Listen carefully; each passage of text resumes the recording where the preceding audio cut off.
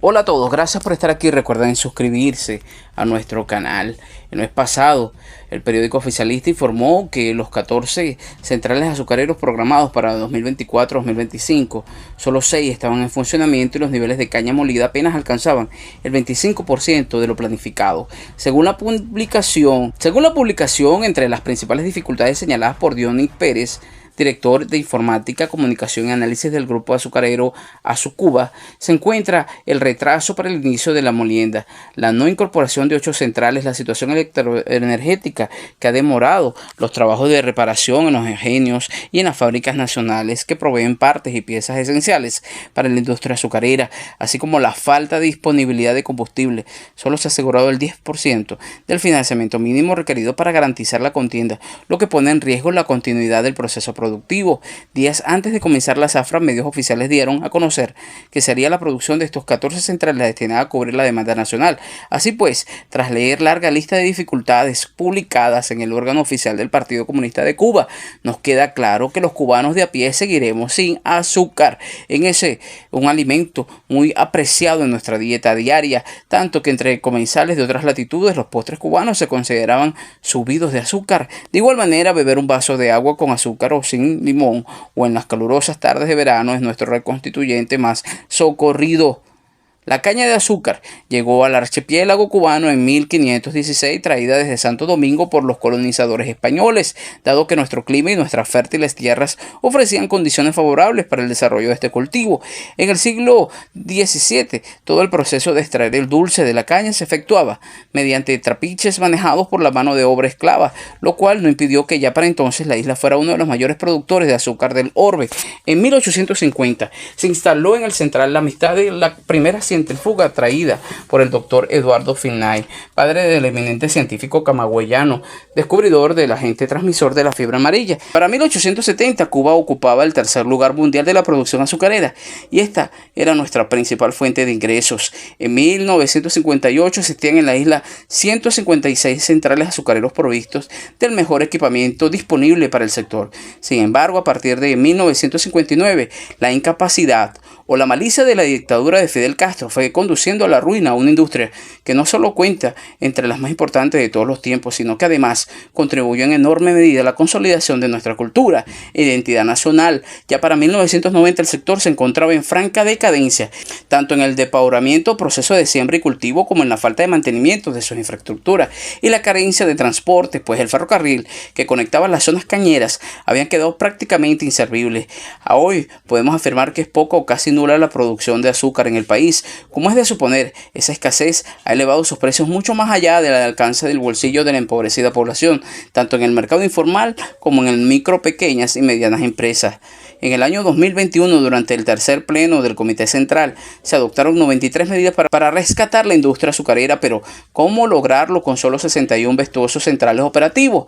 Pues en el año 2001 fueron clausurados 95 de los 156 existentes y se redujeron drásticamente los campos dedicados al cultivo de la caña de azúcar. Pues en el año 2001 fueron clausurados 95 de los 156 existentes y se redujeron drásticamente los campos dedicados al cultivo de la caña de azúcar.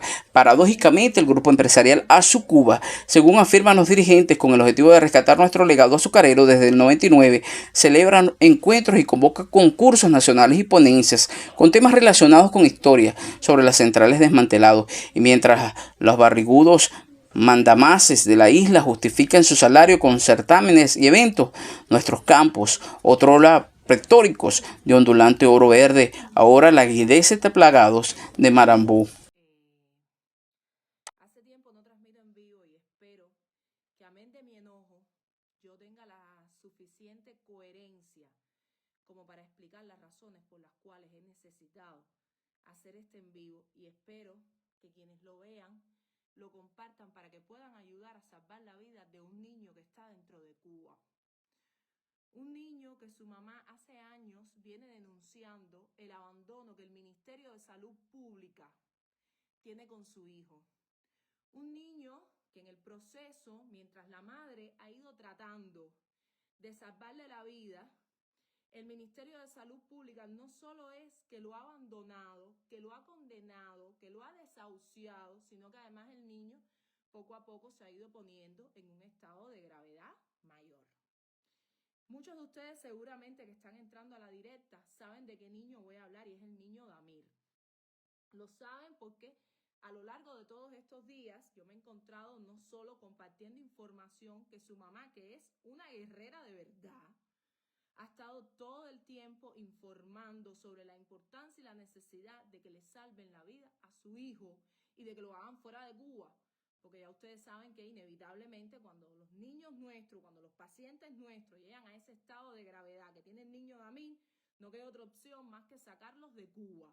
Porque en Cuba los condenan a morir. Eso es lo que pasa en Cuba. En los hospitales cubanos lo que está pasando es que hacen un triaje, pero no es de la emergencia médica. Ellos hacen una selección, como la selección de Darwin, para ver quién merece vivir y quién merece morir. Y entonces, ahí mismo deciden, si tengo deseo, si tengo tiempo, si tengo recursos, si me cae bien el paciente, o no sé bajo qué otros criterios puedan seleccionar a quienes le dan el tratamiento y a quienes no. Entonces, a partir de ahí comienza la lucha de muchos padres para tratar de sacar a sus hijos de Cuba. Damir es un ejemplo, pero el año pasado estábamos hablando de Amanda. Hemos hablado, bueno, a lo largo de estos últimos al menos 3 años, hemos hablado de distintos casos de niños con una situación similar a la de Damir, con problemas de salud serios, a los cuales se les niega la atención médica adecuada. Porque decirle a un padre que no cuentas con recursos para atenderle a su niño es negarle la atención médica adecuada. Y nadie va a poder decirme a mí jamás, ni a esos padres tampoco, que en Cuba no hay recursos, problema de bloqueo. No, en Cuba no hay recursos porque todos se los roban. Porque además de asesinos, además de que el gobierno de La Habana es un asesino, también es un ladrón que se ha encargado de coger todos los recursos de nuestro pueblo y destinarlo a su gozo personal primero, y luego a incentivar el crecimiento de movimientos políticos en el área de América Latina, a incentivar el crecimiento del turismo para engrosarse los bolsillos y, bueno, otras tantas impensables cosas para las cuales ha sido destinado el dinero de nuestro pueblo.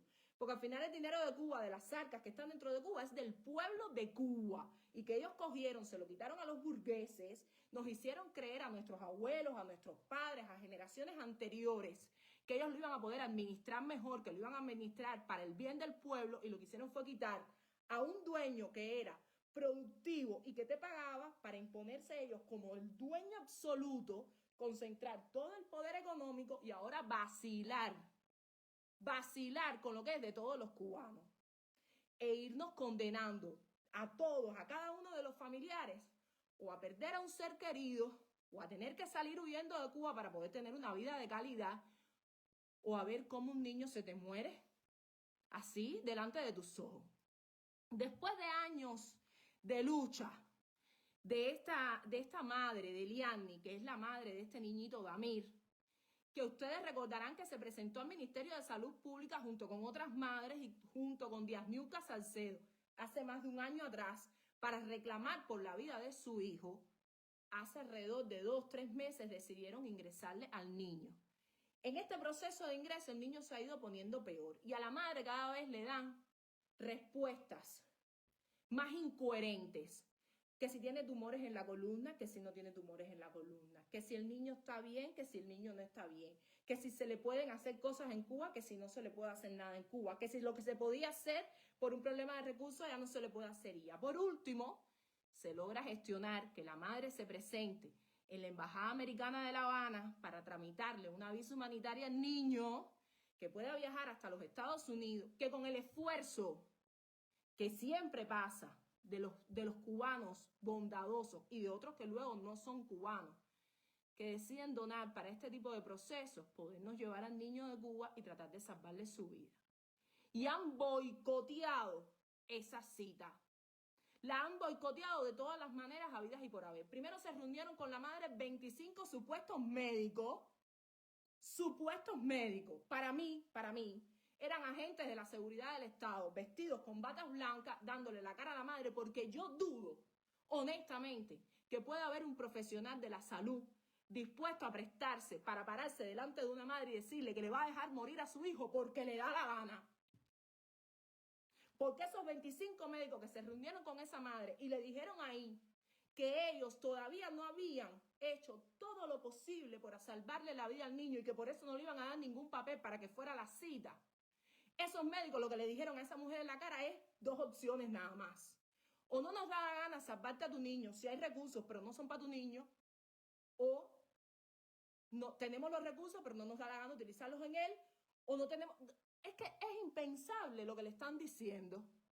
Es imposible creer que haya personas que se dediquen, que siendo médicos, condenen a un niño a morir por tratar de salvar la imagen idílica de una nación que no tiene una potencia médica, que no la tiene, que hace muchos años que no la tiene, que durante el COVID vimos todo delante de nuestra cara, cómo colapsó el sistema de salud pública. Es que es imposible que la tenga porque se lo roban todo.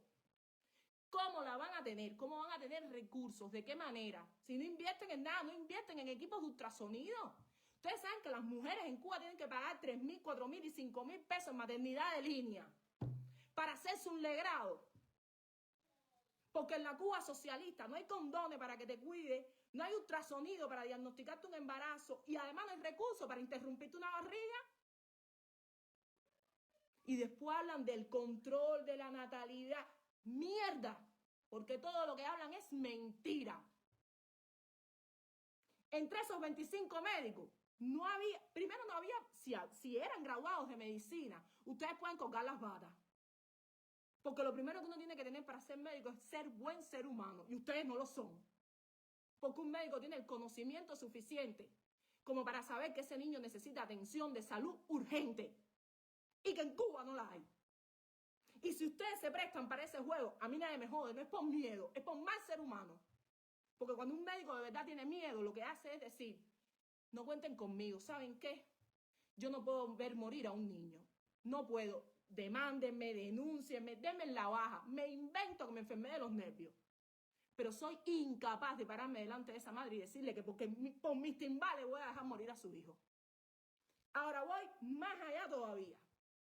Como no le dieron los papeles actualizados al niño, llegó a la embajada y ahora la embajada le denegó la visa.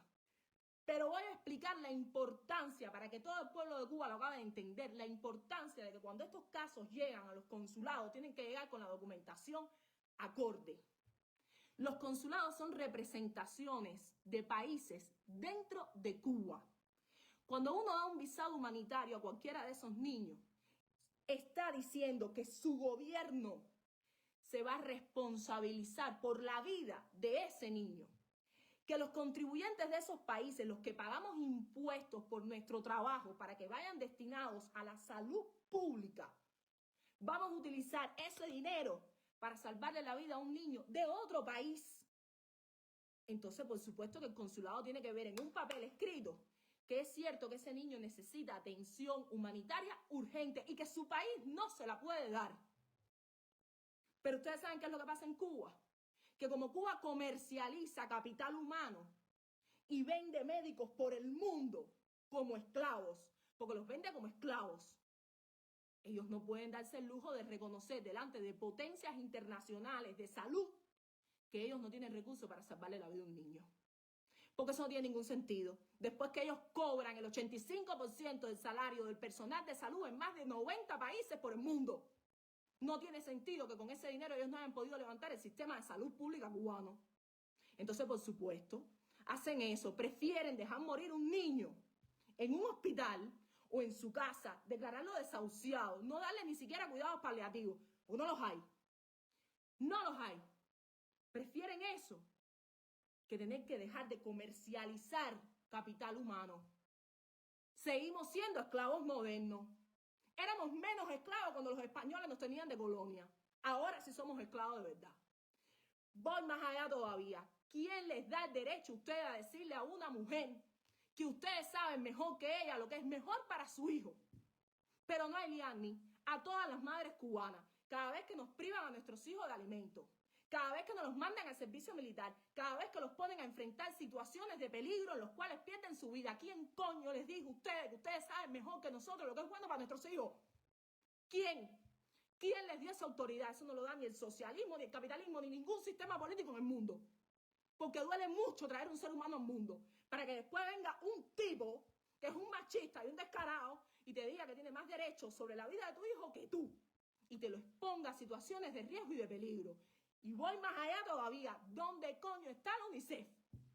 ¿Dónde? Porque dentro de Cuba hay oficinas del UNICEF y no están controlando el trabajo. No saben lo que pasa con nuestros niños. Nuestros niños que están famélicos, que están desnutridos. Nuestros niños que no son atendidos bien. Nuestros niños que son adoctrinados y dogmatizados. Sí, nuestros niños que están obligados a crecer rápido, que muchas veces se prostituyen. Hay niños en los campos prostituyéndose. Sí, lo sé bien. Sí, ¿dónde está el UNICEF? Lavándole la cara a los descarados.